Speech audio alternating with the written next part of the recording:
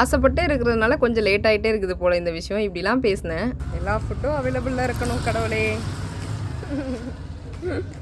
சாந்தி case போகிறதுக்கு முன்னாடி எல்லா ஃபுட்டும் இருக்கணும் அப்படின்னு நினச்சேன். ஏன்னா நான் கொஞ்ச நாளாகவே மீல்ஸ் அங்கே சாப்பிட்ணுன்னு ஆசை லஞ்சில்.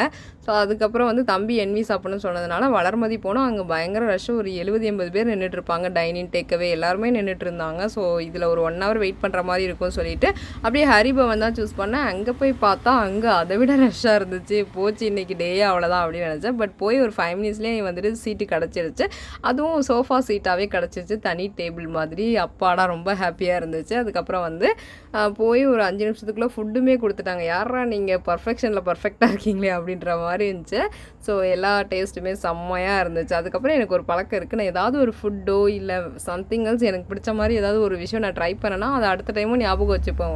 ஒரு வேளை என்னோடய ஃப்ரெண்ட்ஸு இல்லைனா நானே நெக்ஸ்ட் டைம் ட்ரை பண்ணால் அது ஞாபகம் இருக்குன்னு சொல்லிட்டு அப்படி தான் வந்துட்டு இது வரைக்கும் காளையன் தீரா அப்படின்னு ஒரு 2 சோடா ட்ரை பண்ணியிருக்கேன். அப்புறம் அந்த சிம்புன்ற இந்த சோடாவும் இப்போ சூப்பராக இருக்குது. ஸோ கண்டிப்பாக எங்கேயாவது கிடச்சதுன்னா டேஸ்ட் பண்ணி பாருங்கள். அப்புறம் லாஸ்ட்டாக வந்து தம்பி ஆர்டர் பண்ணேன். இதை சாப்பிட்டு பார்த்தா எல்லா ஃபுட்டோட டேஸ்ட்டையும் சேர்ந்து இது வந்துட்டு நாஸ்தி பண்ணிடுச்சு, எக்கு கலக்கி.